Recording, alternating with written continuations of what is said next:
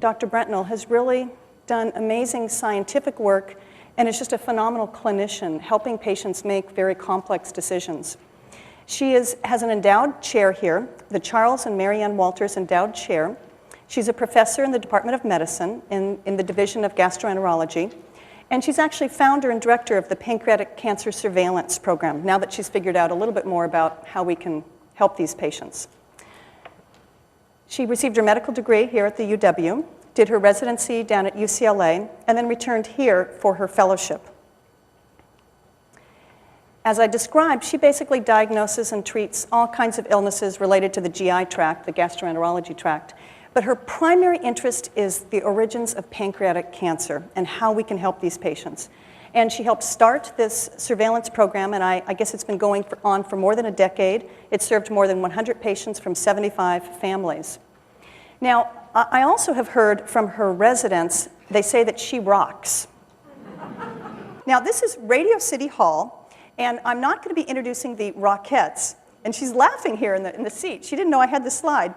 But I don't know anyone else that has had their name on the marquee of Radio City Hall. Let me show you. This says Pancreatic Cancer Breakthrough Gene Identified T. Brentnell. You can see it right there. And a foundation and UW Medicine. The residents, I think, had it right. She rocks, and she's done some amazing things that are really helping patients here at the UW School of Medicine. Dr. Brentnell, thank you for coming. To take this with me, don't I? Thank you. I didn't know you had that. That's very funny. All right, mini medical students. We're going to be operating by the end of this class. It's really amazing. You go through medical school and you're just like, oh my God, you can't believe how fast it comes at you, and the next thing you know, you're in charge. So the key is never panic, okay? And so that's my key to you here in the lecture hall, never panic.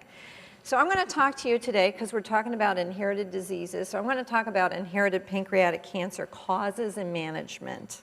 Now, if I was to talk to anybody in the audience and they have pancreatic cancer, about 10% of the people who have it would say, yes, somebody else in my family has pancreatic cancer.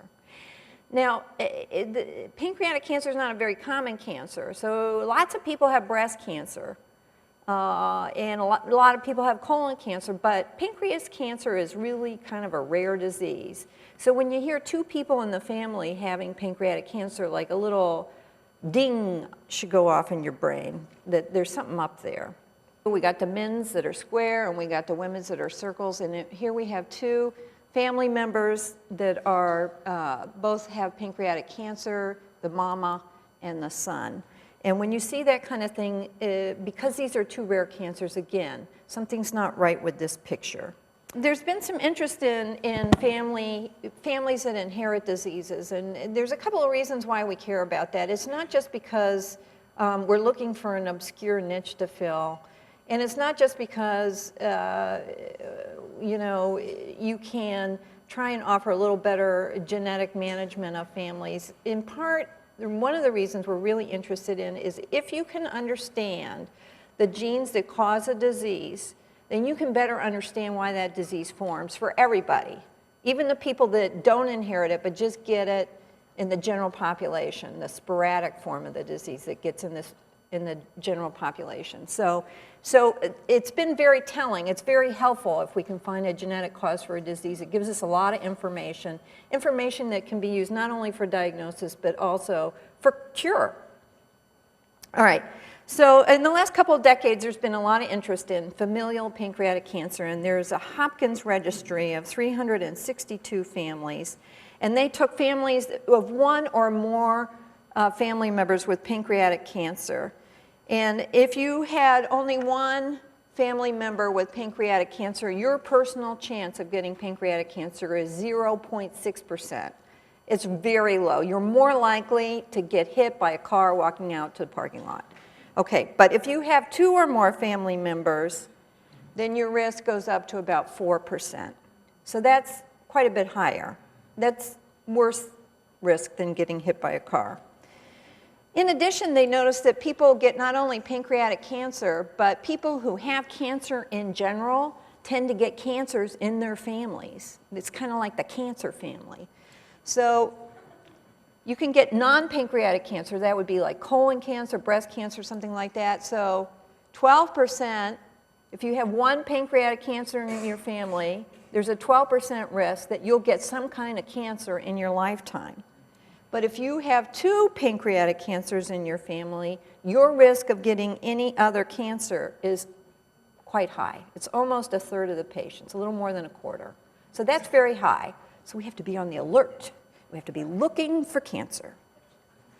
What cancers do we see? We see breast, colon, and lung. Those are the most common 3. But the truth of the matter is you could see anything. All right, so let's break down that 4%. Remember I told you that if you have 2 or more family members with pancreatic cancer in your family, your personal lifetime risk is 4%. Okay, now does that hold true for every single person? Every single person who has 2 or more family members, is it always the same? Is it always 4%? And the answer is no. It depends on the gene that causes the disease in your family. Okay? And in familial pancreatic cancer, it's not all caused by one gene mutation in one gene. The other issue here is just because you carry a gene mutation doesn't mean you're going to get the disease. So we'll go over that in a minute, but that's a very important concept. And I'm going to talk about the penetrance of the gene. And the penetrance is a very interesting concept in medicine. This is the concept that what are the chances if I carry a genetic defect, a mutated gene, what are the chances that I'm going to get the disease? If the chances are very high, we say the penetrance is high. And if the chances are low, I carry the gene defect, but I'm not going to get the disease, we say the penetrance is low. So some genes predispose to high penetrance and some genes predispose to a low penetrance. Let's just talk about for a minute the genes that actually cause familial pancreatic cancer. Some families only get pancreatic cancer. That's all they get. That's it. They don't get other cancers, just pancreas cancer, as if that's a curse enough. And then some families get pancreatic cancer plus breast or lung or colon, like I showed you. They get a multitude of cancers. And it turns out that we can probably tease out a little bit about what the gene is that's causing the disease if we can figure out what cancers they get. This is why it's so important when you take your family history. I know a lot of people come to my clinic, I'm like, well, you know, tell me about your mom and dad. Did they have any cancers? And they usually get through the mom and dad part, but once we get out to the answer, I'm like, I don't know. I'm like, pick up your phone, let's make a phone call. We can track it down right there in the clinic. So it's very interesting how little family history most people know, but how beneficial it is when we have to figure out what's your personal risk of getting in trouble. All right, so the spectrum of cancers that we see would be breast, often occurring before the age of 50, lung, colon, gastric, so gastric stomach cancer, osteosarcoma is a cancer of the bone, and prostate. Those are the most common cancers that we see, plus ovarian. Now, there's 2 syndromes that are associated with pancreatic cancer and colon cancer. One is called Lynch syndrome, and one is called familial adenomatous polyposis. And the thing about being cognizant that this can occur in these syndromes is I don't want to just save you from pancreatic cancer to have you die of colon cancer because I forgot to do the colonoscopy for you. So it makes a big difference. I have to be thinking about what organs are at risk and how do I put them under surveillance. And we have ways of putting almost every organ under surveillance. There are syndromes that have breast cancer and pancreatic cancer. There's another disease called Peutz-Jeghers disease, and the women, a third of the women, if you inherit this disease, you'll have a 36% lifetime risk of getting pancreatic cancer and about an 80% lifetime risk of getting breast cancer. This is a very tough disease, and you have to be on it. And it's not a disease to miss because, again, you don't want to save somebody from getting one cancer to have them die of a different cancer. Then you can get pancreatic cancer plus melanoma. And in some countries, melanoma is super common, like Australia. So then it's like, you know, really, does this melanoma count or does it not count? And then you have other countries where it's less common. We're kind of in the middle. So melanoma does happen in the United States, but it's not as frequent as Australia. When you get chronic inflammation of your pancreas, chronic inflammation is not good for you, and it can lead to cancer. So people who have hereditary pancreatitis, which is chronic inflammation from childhood in their pancreas, or cystic fibrosis, which is a disease that affects the pancreas, they also have an increased lifetime risk of cancer, 40% for them and 25% for cystic fibrosis. Now, I've just touched on a smattering of syndromes that can give you pancreatic cancer, but the vast majority of familial pancreatic cancer, more than 70%, is due to genes that are yet to be identified. So what else could happen to you that would give someone in your family who carries the gene that they get the disease, and somebody else in the family who carries the disease, they don't get the disease? So is there something else in play that would predispose two equally affected people, one to get the disease and one not to get the disease? So we tried to take a look at this and see, is there some environmental clue that can tip us off of who's going to get in trouble or who's not going to get in trouble? So we studied 251 members of 28 families, and we looked at their smoking history, their risk of diabetes, whether they were male or female, if that made a difference, and the number of affected family members. And as it turns out, smoking, diabetes, and the number of affected family members can all increase your risk of being affected by the disease, of getting the cancer if you carry a gene mutation. And the worst one among them was the smoking. So what happens is if you're a gene carrier, you have a chance of getting pancreatic cancer 25% lifetime risk by the age of 90. But if you smoke, you have a 25% lifetime risk at the age of 68. So it not only increases your risk, but it moves it up by a decade. So you're more likely to get cancer, and you're more likely to get it at a younger age.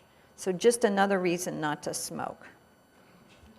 Here's another thing we found. We found there were a lot of dry cleaners in this group. We would have expected to have a half a dry cleaner.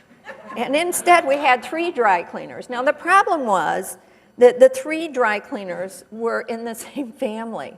So then I was like, I don't know if we have inherited pancreatic cancer or we inherited a business that gives you pancreatic cancer. And you know, it's just like, and then the guy was like, well, should I sell my business or not? I'll get back to you on that. As a matter of fact, 15 years ago, a 45-year-old man did come to my clinic. I was just a young and enthusiastic person, and he told me that he had 13 family members with pancreatic cancer. And I was just dumbfounded. I was like, I didn't even know that could happen. Actually, that happens all the time in medicine. Stuff that we don't know can happen actually happens. So anyway, so I said, oh, that's not good. And which is always a good response. It's that or shriek.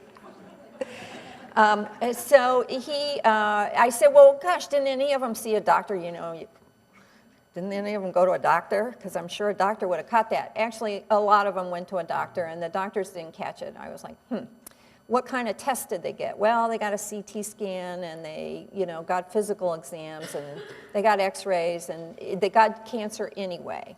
So I was like, okay, I would say that those tests were not working. Okay, and that's why they pay me the big bucks. So I thought, all right, well, those tests didn't work, so let's do some tests that do work. So I'm a gastroenterologist. My whole job is to figure out tests to do on the various intestinal parts, which include pancreas. So we took all the tests I knew of for pancreas, and we just did them all. And then we figured out which ones were helpful and which ones were not. And that's what started the surveillance program. And we actually saved this guy's life. We saved his life and his son's life and his cousin's life and his nephew's life. Oh, so happy. All right, so let's go back to the problem at hand. Here's this family comes in, they get the disease. Why don't we just snap to, pay attention, and find it instantly? Why is pancreatic cancer so hard to diagnose? So I'm going to tell you right now. This will be on your quiz later because this is the only important part right here. Okay, first of all, most people who have cancer, pancreatic cancer, have no symptoms. They don't have any symptoms. They get the symptoms when it's way too late. And not only that, you can't feel the pancreas on the physical exam. Your pancreas is actually right up against your spine between the shoulder blades.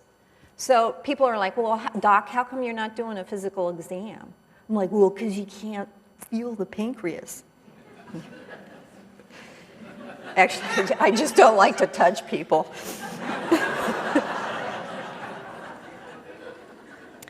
All right, so up until this time, there were no good tests to find early cancer and precancer, so we had to come up with a plan. So first of all, I'm going to show you, this is my little cartoon drawing of the pancreas right here. The pancreas is a little organ, and its job, it has two jobs, count them two. One job is to control blood sugar. If you don't control your blood sugar, you have diabetes. See how easy that was? The other job is to make digestive enzymes. You don't just naturally get all that food and absorb it. Actually, you have to mix it with pancreatic enzymes, otherwise it just comes out in the toilet bowl, more or less looking like when you put it in. So there's two jobs here, and the pancreas has to make these digestive enzymes. It makes it in a little, juice, this horrible juice. And then it sends it down this little tunnel called the pancreatic duct and out into the intestines to mix with your food and help you digest it. So we call that the main pancreatic duct there. And then attached to the main pancreatic duct, just as a major river might have tributaries, there are little small ducts coming off of that. So one of the big problems is that the money shot, if you're looking for early cancer, early cancer, curable cancer, we need to look in these little small ducts. These ducts are tiny. They are tiny. If you drew a line on a paper with a pen, that's how big they are. And so what CT scan is going to find that? There is no CT scan that's going to find that. So you have to come up with a better method of looking for these very early changes. So the key to me understanding, like, how do we go after this, was to understand that these early changes of precancer occur in the small and medium-sized ducts first. So we started a surveillance program for these high-risk families. You could get in our program if you had 2 or more family members with pancreatic cancer, or if you have a family member who's younger than the age of 50. Just because, to me, if you get pancreatic cancer before the age of 50, I just think that's wrong. It's just wrong. So you get in my surveillance program. One of those family members needs to be a first-degree relative. So a first-degree relative is a parent or a sibling or a child. But you can't say, I have a great uncle who got pancreatic cancer at age 50 and get in our program. It's just not going to happen. All right, so the data I'm going to show you is derived from 100 patients from 75 different families. So first I'm just going to tell you, what are we looking for here? What are we looking for? We're looking for precancer. So what does precancer look like? Now I'm going to make you guys into pathologists. So they have an official title for what pancreatic precancer, they call it pancreatic intraductal neoplasia, or PANN. This is the official word. If you don't use the word, you can't bill. All right. Now, this precancer shares all the same histologic and molecular features of cancer. The difference between precancer and cancer is that cancer is not invasive yet, has not invaded into areas where it doesn't belong.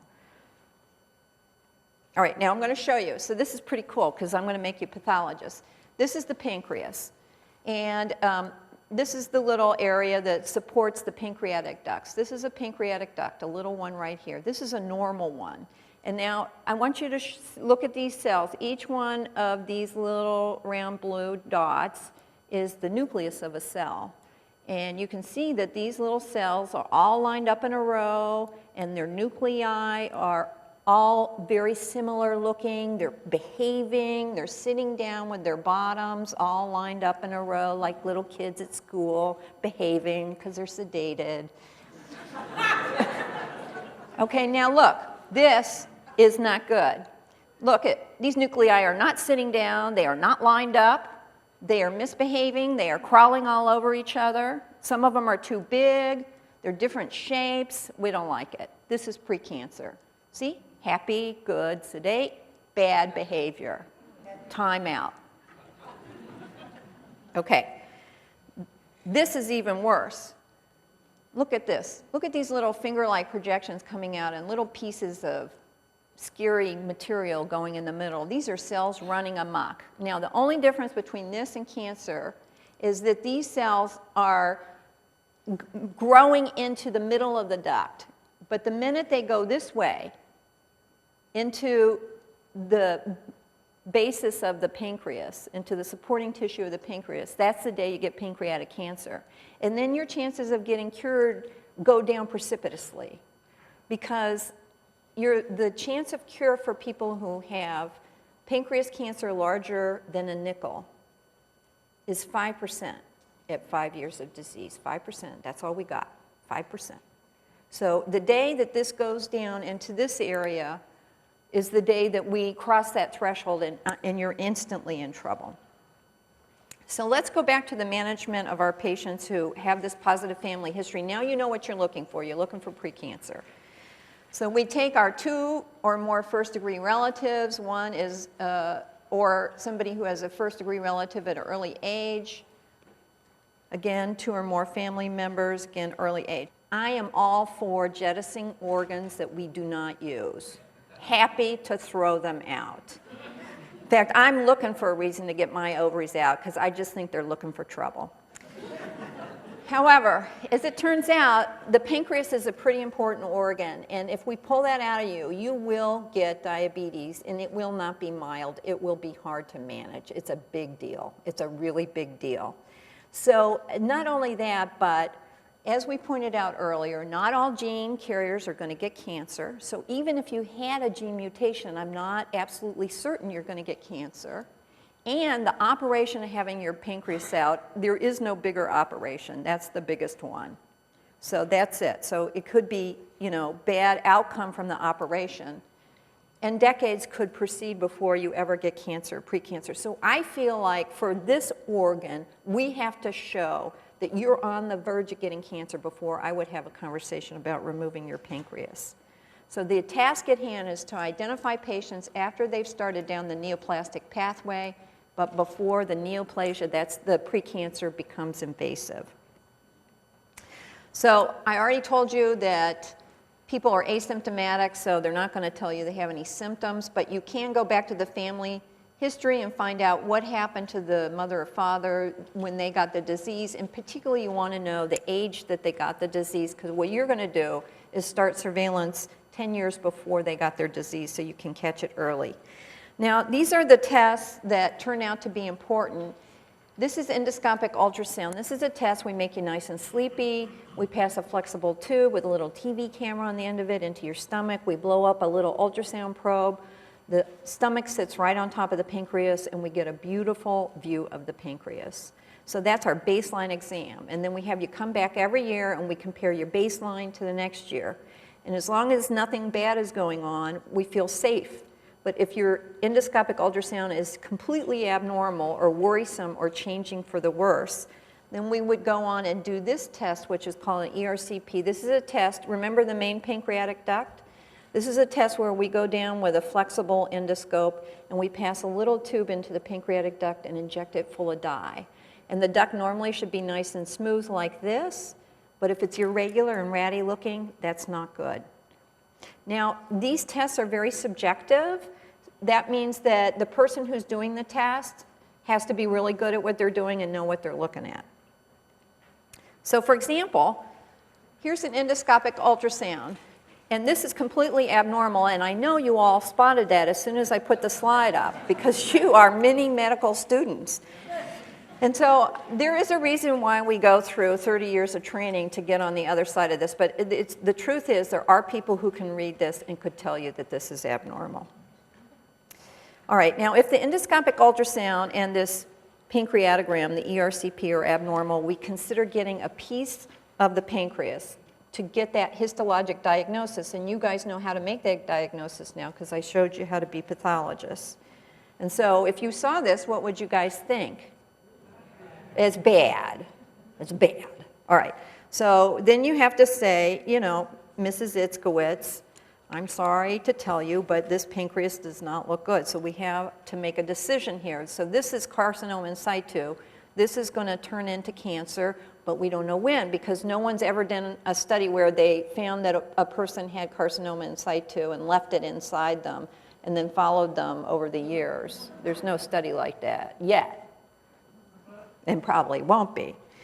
So what we have to do is make an educated guess, and we can study little mouse models and things like that, but the chances are that if you saw this and they have a strong family history of pancreatic cancer, that this would cause trouble. So we discussed the risk and benefits of taking the pancreas out, pancreatectomy. There's no right or wrong answer. Each person has to come to their own decision. And if you do have a total pancreatectomy, you will be a diabetic, like I discussed earlier. Now, in medicine, as you know, because our healthcare costs are driving up so fast that we have to actually discuss it in Congress over and over, it really pays to know whether a test is cost effective or not. And so we did a cost effectiveness analysis, and it turns out it actually is cost effective to do this test. We like to measure if for every life year that you save by doing this test, what does it cost? And a mammogram costs $22,000 per life year saved, and this one's $17,000, so it's just a downright bargain. The bad news is that it's not very cost effective after the age of 70. Now, why is that? That seems distinctly unfair, and especially as I get older, anything that, you know, precludes me from getting what I want seems distinctly unfair. The reason is because when you get to the age of 70, we have competing causes of death. So I could save you pancreatic cancer, but what good did I do if you die of a heart attack tomorrow? Of course, it makes me feel better because nobody wants a person to die of the disease that they're in charge of. We all want you to die of a disease we're not in charge of. All right, so what happens is, that did not come out well, did it? What happens is it turns out that it is cost effective to do surveillance on patients as long as their lifetime risk of getting pancreatic cancer is 16% or better. So early on I was showing you diseases that are associated with pancreatic cancer like BRCA1 and BRCA2. As it turns out, your lifetime risk is only 5% for those diseases. And so therefore, it's not cost effective to do surveillance. Your chance of getting the disease is really just too low. So let's summarize. Okay. All right, 10% of pancreatic cancer is likely due to genetic causes. Most familial pancreatic cancer is caused by unknown, yet to be determined genes. Penetrance, remember penetrance? You know, high risk of getting the disease, low risk, that plays a key role. Families that inherit pancreatic cancer may get other cancers. Gene-environment interactions can influence penetrance and age of onset. Think smoking. And I do have a piece of bad news. I know you guys aren't going to like this. That's why I didn't build a slide around it. But ice cream. I know, it's a big disappointment. But if you're in the highest quartile for eating ice cream, if you're one of those people that eats ice cream 5 days a week, and there are some families that do that, I'm just telling you, that's bad. There's a gene environment interaction there. Those people are definitely at increased risk of pancreatic cancer. I know you think that I'm kidding and you're going to go home and get some Haagen-Dazs out and eat it, but actually I'm not kidding. Okay. Endoscopic surveillance appears to be promising, but it'd be really cool if we didn't have to do an invasive procedure, if we could just do a blood test or something like that. So we're working on that. And screening is cost effective as long as the prevalence, that's your risk, your lifetime risk of getting precancer or dysplasia or cancer is 16% or better. And these are the people that help work on this program and this project, and they're all brilliant.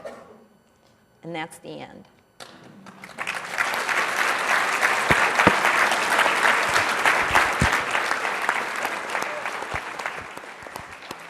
Our final speaker is the one that helps patients and their families fill out those intricate family trees. Robin Bennett is an associate professor here in the Division of Medical Genetics, and she's co-director of the Genetic Medicine Clinic here at the UW Medical Center. She's a senior genetic counselor, and she's actually one of the managers here at UW Medical Center. I listed here the number of families per year that they counsel, more than 1,400. This isn't patients, this is families. She's received numerous awards, but one that I wanted to touch on was the Lifetime Achievement Award from the National Society of Genetic Counselors. She provides guidance to numerous organizations and foundations, including Washington State Board of Health, professional educational committees related to genetics, and also the Centers for Disease Control. She started with her bachelor's degree in biology, then a master's degree in human genetics, and an honorary doctorate of science from Ohio. She is a diplomat and actually a founding member of the American Board of Genetic Counseling. And in 2007, we celebrated her achievements locally. She received the Women to Celebrate Award. She's published a practical guide to the genetic family history. I want to thank you for coming, and I look forward to hearing your presentation.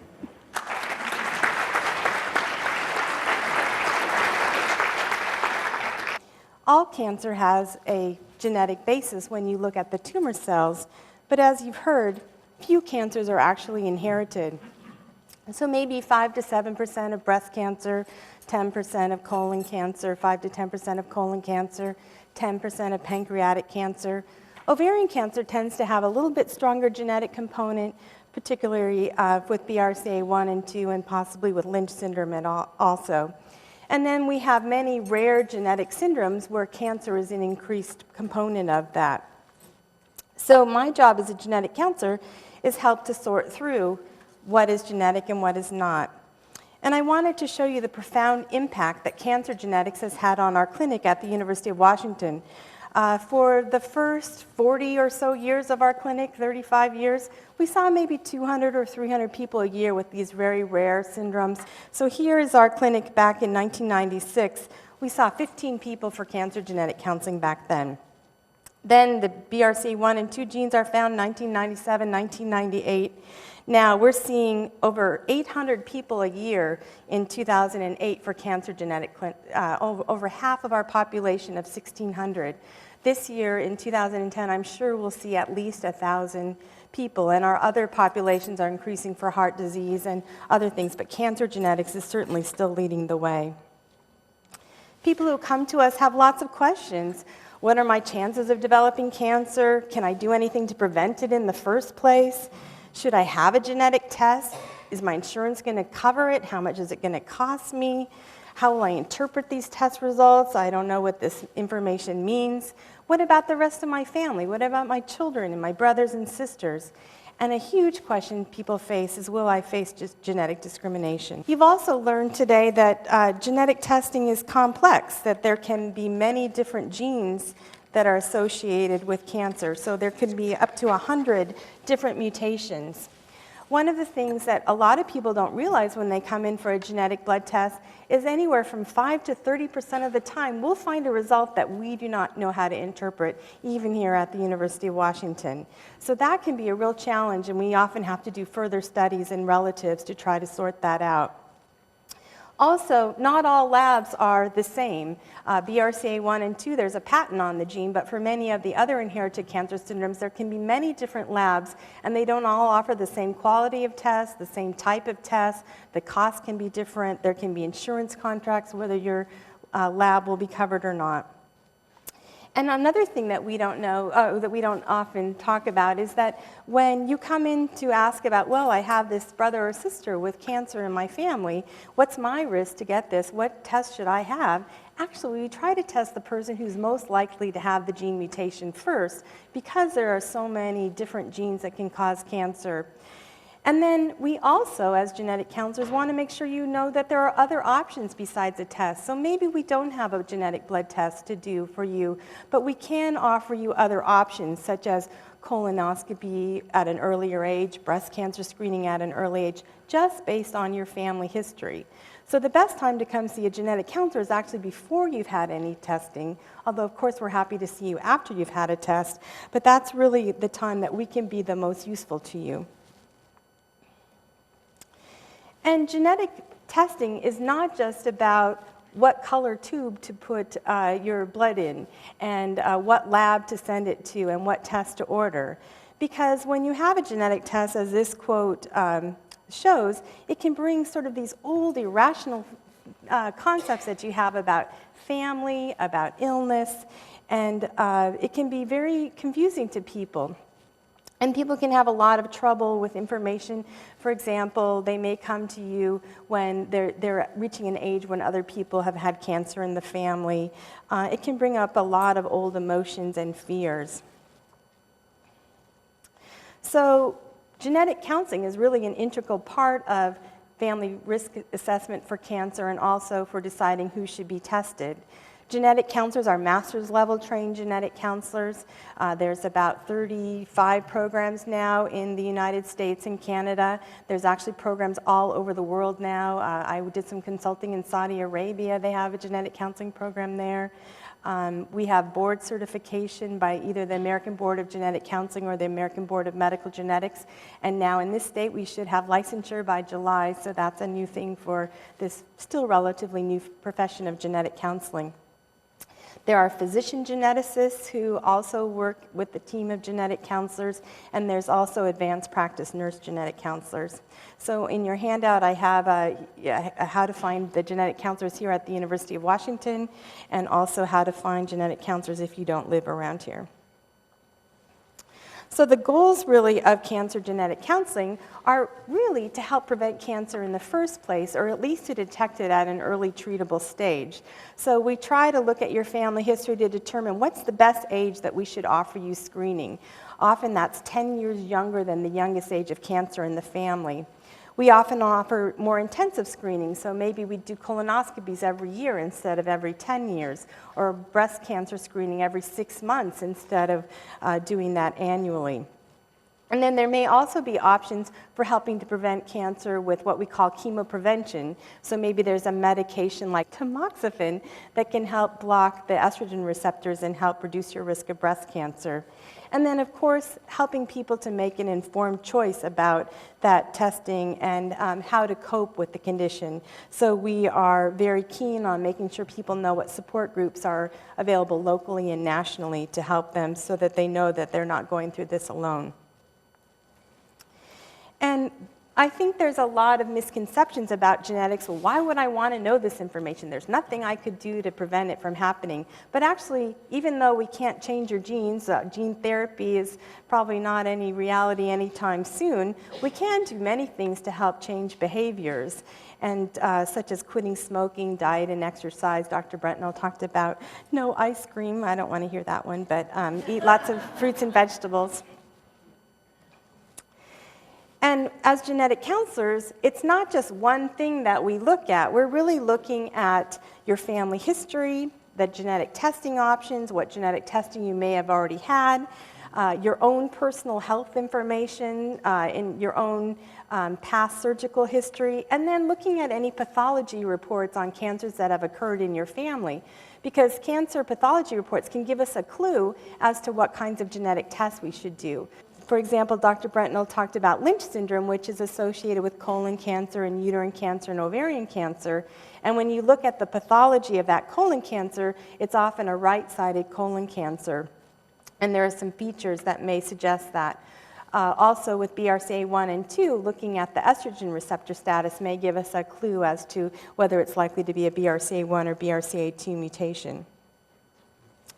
So I'm going to talk a little bit about those 4 areas that I showed in that previous slide, and mostly talk about family history, because that's something that each one of you can do. Even if you're adopted, family history can start with you, and you can give that legacy to your family.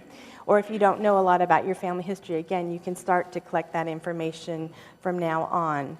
And your family history is not just your medical history, but it's also that shared environment of what you do together, how you exercise, where you live, your behaviors, your culture. So when we look at your family history, we're trying to plot out what are the cancers, what's the pattern in the family, how can we use that to help you. My daughter and my children have all taught their 1st and 2nd grade class how to draw a pedigree, so anyone in this room should be able to do that. And as Francis Galton noted many years ago, there are many ways of drawing pedigrees. Of course, we like the ones we design themselves, and because of that, I actually helped to design the pedigree system that is now used. It was a group of people at the University of Washington around 1993 who said that people aren't doing this in a standardized way, even though people have been taking pedigrees for 100 years. So in 1995, we published a paper with the standard pedigree nomenclature, and we recently looked at that nomenclature, and it's really been adopted internationally. And so we wrote this updated paper, but we really didn't need to change anything. These are just some of the common pedigree symbols. You've already heard about squares and circles with males and females, but this is a sign you may not be familiar with. This is someone that has a mutation who hasn't developed symptoms of the disease. So this could be a BRCA1 or BRCA2 gene mutation carrier. This is how you show adopted here, and twins, brothers and sisters. So the ideal pedigree is at least 3 generations, but when you're talking about cancer, we usually try to go 2 generations backwards and 2 generations forward. So if you're a 60-year-old woman, it might be your parents, your grandparents, your children, your grandchildren. Hopefully you don't have any great-grandchildren yet. And then in here we note the ages that people have cancer. We shade in what types of cancer. And you always should put a key. This pedigree doesn't have one, but we would shade in that orange on this pedigree is breast cancer. And then also your ethnic background. There are certain genes mutations that are more common in certain populations. So for example, in the Ashkenazi population, we would have a certain strategy of testing for mutation as compared to if you were Dutch or Norwegian or African American. Particularly with cancer, we look for, is cancer occurring in more than one place? So do you have cancer twice in the same organ? So 2 kidneys, 2 eyes, 2 breasts. Do you have cancer at a younger age than is typical? So we heard about pancreatic cancer before age 50, particularly if you're not a smoker. Breast cancer usually before age 50 or before menopause.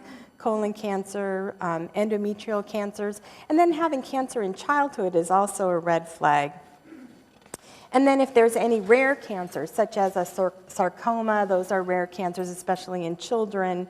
Those are some of the big flags. Did you develop the cancer at the same time, which is a synchronous cancer, or over time, so 10 years later? And we're really looking at primary cancers, not metastatic sites. Also, many of these cancer syndromes have some unusual dermatological findings, so you can have lumps and bumps. Dr. Brentnell talked about Peutz-Jeghers syndrome. You can have a lot of brown spots on your lips that are unusual. The familial adenomatous polyposis, you can have lipomas, fatty tumors. So sometimes people have a larger than average head size with one of the breast cancer syndromes called Cowden syndrome. And also we're learning that having multiple colon polyps over time can be a predisposition to some of the colon cancer syndromes, especially if you've had 10 or more on one colonoscopy or over many colonoscopies.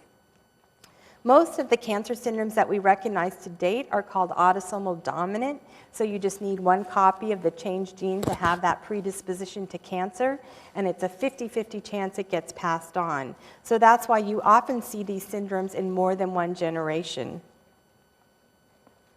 The type of information that you should record on any pedigree, but particularly for an inherited cancer syndrome, is the age that people are. You can put the year of birth or birth date. With HIPAA regulations, we don't want to put too much information, but for your own purposes, you can put as much information as you want on a pedigree. And then the age at death, the cause of death, and it can be very useful to get death certificates. It's always good to put any medical conditions on because you may not know what is related. For example, this condition, Cowden syndrome, which is associated with breast cancer, is breast cancer, thyroid cancer, and having a larger than average head size, and in some families, even autism. So who would think that those things could all be related? I talked about how you can shade the symbols in so you can track the cancers in the family, and then you can put a key that says orange means this, blue means this, hatching means this, so that people can interpret it. You should also note on your pedigree any sort of genetic or environmental risk factors that are either one person in the family has or are shared. For example, tobacco use is an obvious one. But even obesity is a risk factor for some cancers, particularly uterine cancer, probably even colon cancer and breast cancer. Alcohol use is a problem, and any toxic exposures. Dr. Brentnell gave that example as well. And any occupational exposures that might predispose to cancer, such as a dry cleaning business, perhaps. Again, we're still learning what are the most likely toxins out in the environment. But another important thing, especially if you're a health professional, is that it's really important to listen to the family story about why they think they had cancer, because they probably have a story, and they kind of need to tell it, or they're not going to listen to your idea of why they have cancer from whatever reason. So it's a really important way to establish rapport with a family, to ask those types of questions. And you never know what might be related. For example, I had a woman who had, I think it was 3 sisters with breast cancer, and we did the BRCA1 and 2 testing. That was negative. And she said, I wonder if this could be related. My father owned a dry goods store, and at that time, the way they measured shoes was to use an x-ray machine, and you would take an x-ray of your actual foot to measure your shoe size. And she said, we used to play in the store all day long. We put our whole body in there, take pictures, and who knows? I mean, that's an unusual history. And then we've talked a little bit about ethnicity, how it's really important to know where your ancestors came from, and that can be the cities and towns that they're from, or more global in terms of being Norwegian or African American or whatever, because that can help us know what the best tests to do and help to interpret your test results. It's important that, as I mentioned, if you can get any medical records on relatives, that's really important. Note who recorded the information on the pedigree. Always date your pedigree so we know, is this pedigree 10 years old, or did you just take it last week? And then share it with your family, because they can add to the information as well. Sometimes it's hard to approach family members about your family history, but you don't have to know every detail about someone's history. You're just really trying to get the major medical facts. This is a picture my daughter drew, and the Surgeon General has a campaign in the United States every Thanksgiving to take your family history. So I have that website in your handout, and there's some tools on how to take a family history. And there's actually a free website that you can go to and plug in your family history, and it's not used by the government, by anyone. It's just for you to use and store on your, it's not stored on a major server or anything. And of course, family histories change over time. People get cancers, people die, people are born, so they're not static documents. I've already talked about that ideally we look for the person at highest risk to do a genetic test, so a family history can help us develop the strategy of who to be tested. And the family history is really the best milieu for us to interpret that genetic test result. So sometimes if we see a very strong family history of breast cancer or ovarian cancer and we can't find a gene mutation, we still might remove someone's ovaries. Or if there's a family history of colon cancer and we can't find a gene mutation, we're still going to try to screen you more intensely because of that family history. I just wanted to show you this slide, which shows how important family history is of breast cancer, just based on family history. This isn't about a genetic test result. And basically, this is looking at the age of a mother who has breast cancer, and then a mother and her sister, based on the daughter's risk of developing cancer. So you can see if a woman is 29 years of age and her mother had breast cancer at age 30 to 39, her lifetime risk of breast cancer at that point is about 0.5%, whereas as you get older, that risk goes up to 17% lifetime. Here, when it's a mother and an aunt, you can see if the cancers occur very young, over her lifetime risk of breast cancer is 44%, whereas that same family history, if their ages are 70 to 79 when they develop breast cancer, that risk is pretty much similar to the average population risk. I want to talk a little bit about how genetic testing results and a family history of cancer affect a family. It's a little bit different when you have this diagnosis of cancer and it might be genetic, because now I'm saying I need to test other people in your family. I need to get medical records. It's not a private decision anymore about this testing. And I wanted to read you this poem that a patient sent me called Genetic Ghosts, which I again think explains so many of the emotions. Do not touch my child, long dark finger of fate. Let me bargain with you. Let me dance to your whim. Just let her go free and place your demands upon me. Do not touch my child, you unreasoning fear, for she has not lived. She's not had the time to dance through the woods or pick the wild flowers of her life. She's not felt the breath of a passionate spouse on her face, nor encountered the wonder of birthing a child. She's not even left school. So point your dark finger elsewhere, you despicable shade, for I'll stand at her side with all that I have in your way. I know you from old, you shape-shifting muse, and have fought you before with success. So hands off my child, you faithless old foe. She's not yours to touch, not even one piece. For her soul is her own, and her spirit is strong, as is mine. And whatever you do, you will lose. So some of the reactions people have in response to genetic testing are fear about the results, fear about the future, anger, why me, why my family.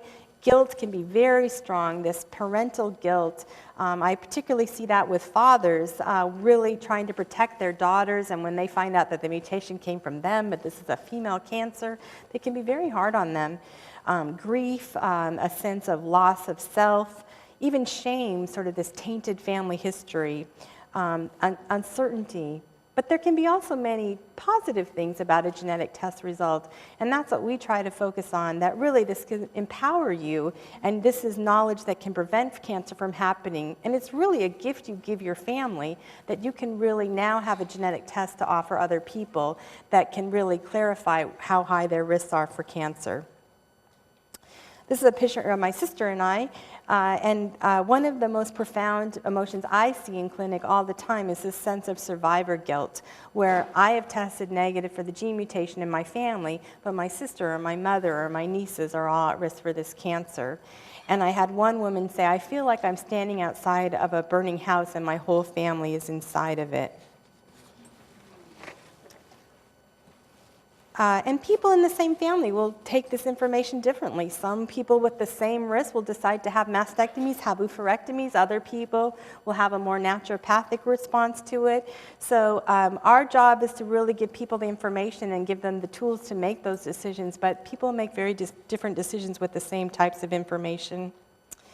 When we give risk information, we try to provide it in multiple ways. We'll say that your risk is above average, it's twofold above average, it's a 90% lifetime risk, it's a 5% risk in the next 5 years, because people perceive risk very differently. And we also try to get an idea of what did you think your risk was when you went in, because if the risk is a lot different than what they think, then they may have a really hard time with this. And actually, some people who test negative for a known mutation in the family, I've had a response, that is the worst news you could have ever given me, because they really thought they had the gene mutation and they were prepared to do something like have a prophylactic surgery, and now I'm saying, well, you're at average risk, and they just don't believe it. There's a lot of fear about genetic discrimination. We have people that don't even want to give their names when they call because they're afraid that information will be used against them. There is a federal law called the Genetic Information Non-Discrimination Act that protects people from this being a pre-existing condition, but that fear is still pretty profound, and almost everyone brings that up. Also, we don't test children for these genetic conditions. We want to make sure that they can make that decision as adults unless it's a condition that's going to affect them as a child, and then we would do that. I had one woman who actually had raised her children, her daughters, that someday they're going to need a mastectomy, and both of them tested negative. And it was very hard on them to be thinking that they were going to need this their whole life and then not have to have it. A great option for families that people don't know much about is DNA banking, which is basically just taking a blood sample and saving it for the future so that as we get new genetic tests or new research, if that person is deceased, we still have access to genetic information. So the Gene Test website has information about DNA banking, and a lot of people do that for all sorts of reasons. And even when you provide people with all sorts of great information about their cancer risks, what they believe their risks are may not be anything that you think their risks are. So again, trying to be as clear as possible about that. So just in conclusion, some of the key points is most cancer is not inherited. A family history is one of your first steps in diagnosis. Cancer is more likely to be inherited when it follows these unusual patterns. We try to test the person most likely to have the mutation first, and then it's easy to test other people in the family. It's really useful to try to obtain pathology reports, surgical reports. This can help us know what the best test to do and also what the best cancer screening and prevention is. Genetic counseling is usually covered by insurance companies, and genetic testing is often covered by insurance companies. So we'd like to see you before you have a test, if at all possible. And DNA banking is a great option to give people hope. So I just want to conclude by saying that all families are unique, and just like a quilt, we look for patterns. We might use a log cabin pattern or whatever to find dominant inheritance, but every family is unique, and that's how we like to treat them. So thank you for your time.